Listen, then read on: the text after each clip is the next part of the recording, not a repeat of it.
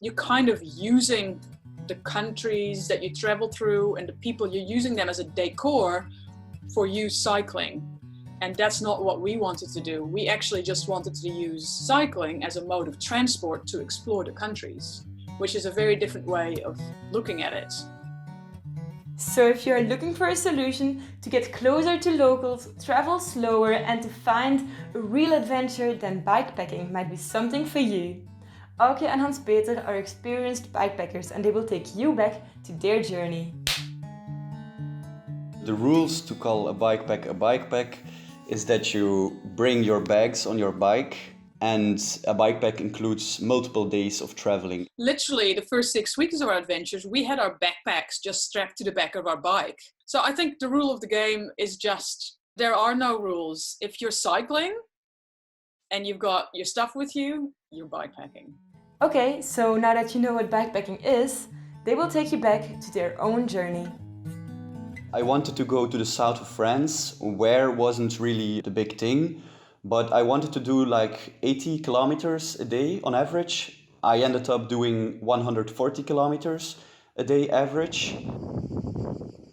I was really entering the south of France, and I realized that I had endured so much difficult moments during this bikepack, but I still continued, and I saw the vegetation changing. I saw vineyards everywhere, the people were dressed differently, churches looked differently, and then you know that you really did a lot of kilometers to arrive at this point. A little over 10 years ago, I did a long bikepacking trip. I cycled from Tanzania, Africa, to my hometown in the Netherlands, in Europe.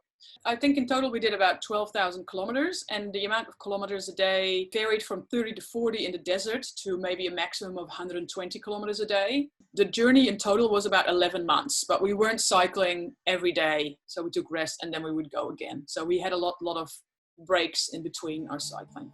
So they both followed their own path, but why did they travel by bike?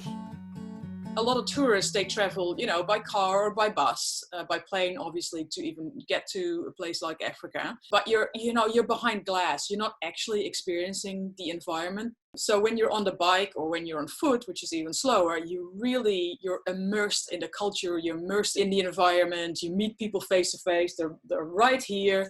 I don't even love to cycle. I just love to travel. And cycling is a really interesting way of traveling. First of all, I love biking. I discovered it's a great sport. I was graduating this summer, so I didn't really know what to do with my life. So I thought about doing this bikepack to really find some self-discipline and to have some time alone to reflect on these topics. It's just you and your mind, and it's a great way of meditation. So they both had very different reasons to get on the road, but let's talk about the kind of luggage they took with them. Always when bikepacking, you need to be mentally ready to be in a minimalistic way of traveling. First of all, you can choose between different types of bikes. You can choose between a touring bike or a race bike. When you go with a touring bike, you can bring a lot of stuff. You have big bags and you can bring, for example, cooking stuff. But you can choose the race bike, which the one I chose, and then you have a lot less space. Advice I could give then is don't bring a tent, but bring a tarp. So I brought only one outfit and one extra outfit, some socks, something to put on your head in the night when it's cold, and definitely something to put on your head whilst the day for the sun. We had panniers that would click to the back of your bike. I went down one hill in Tanzania in the first week and it already broke. So make sure you got spare parts of everything, and make sure, get those elastic bands that you can use for anything. Duct tape is perfect because you can stick anything anywhere on with duct tape. You need a pump, you need inner tire, you need a spare outer tire, you need all those things to fix stuff when it breaks, and it will break on a bikepacking journey. They gave some awesome tips on what to bring along, but I was still skeptical about something. And safety-wise, how do you see that? Well, I wasn't really prepared very well, and people called me a bit crazy about that, but you should bring a lock. I didn't bring one, but you should bring one, but a small one that doesn't weigh a lot to save space. What I think is really important is that, use your common sense. Don't leave, your stuff on your bike.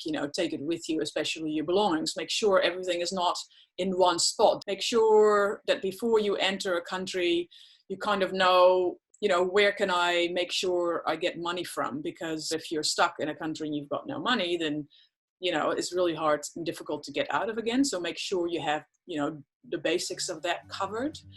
And talking about money, what was their travel budget? Well, first of all, you need a decent bike. If you don't have a decent bike, this will be your biggest expense by far. But so eating every night in a small restaurant or something, and buying food in shops, and water I asked to people. So my budget was 20 euros a day.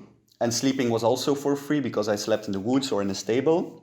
When you're cycling, you're camping a lot, or you're staying in like really low budget hotels / brothels often.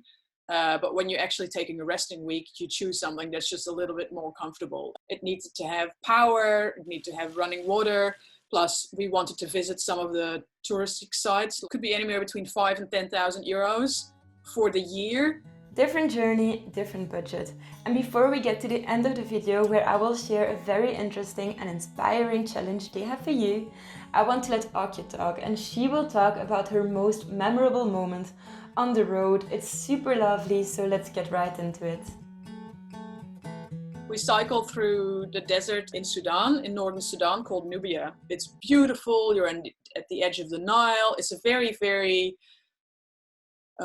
special area.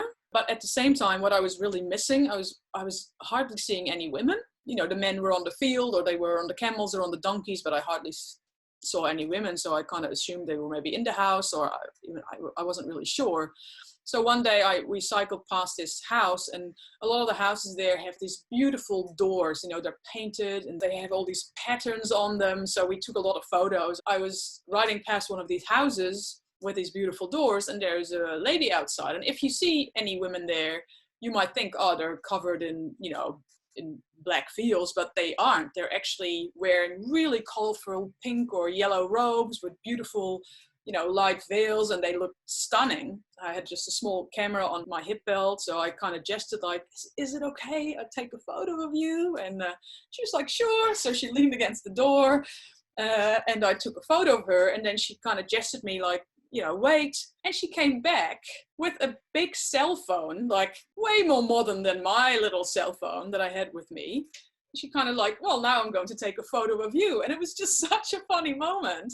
This beautiful woman, and she was wanting to take a photo of me, and I looked awful, like super dusty and dirty and scrubby, but she just found it really interesting to meet this funny woman on a bike. Yeah, I guess that traveling can really create some beautiful and interesting moments. And as promised, they have a bikepacking challenge for you.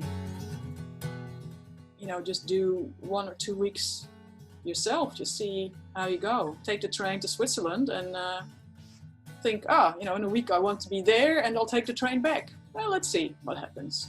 If you're not really an experienced biker, you should put yourself on an average of 50 to 80 kilometers a day, and you bike at an average speed of 18 kilometers per hour, which is really easy and chill. That's a good start.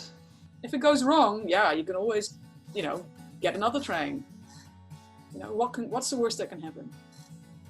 Yeah, what's the worst that can happen? I love ending on that note. So do you have interesting bikepacking plans in the near future? Please let us know in the comments below, because I'm really curious to read all about it. And if you have questions to Aukje or to Hans-Peter, you can always let us know. Don't forget to hit the like button and subscribe to my channel if you haven't already. Thank you so much for watching, and I will see you in the next one.